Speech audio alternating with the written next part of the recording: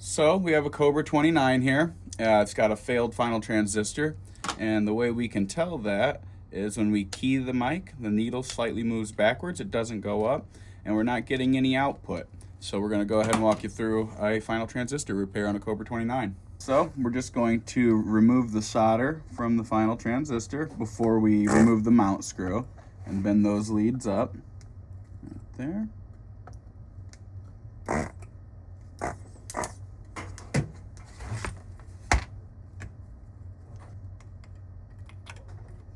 I'm going to apply some thermal compound to the back side of the new final transistor to increase conductivity of heat.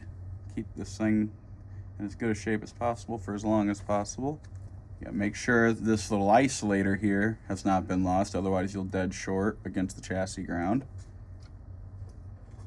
Legs are just a little long.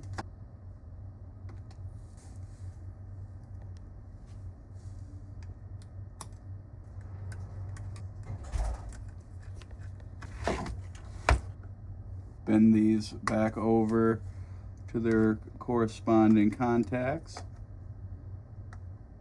You can see we've got some damage on this board from the heat of the last one failing. Get a little creative there.